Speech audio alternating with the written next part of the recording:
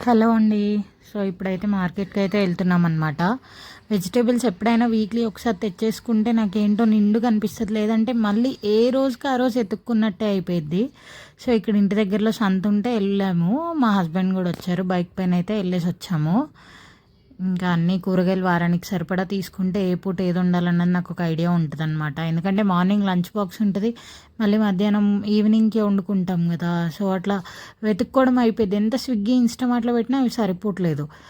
So ఇంటికైతే వచ్చాం, మళ్ళీ కూరగాయలు అన్నీ తీసుకొని రిటర్న్ అయిపోయాము.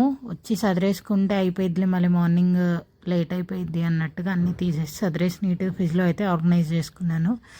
బాయ్ బాయ్, రేపటి వీడియోలో మళ్ళీ కలుద్దాం. Thank you.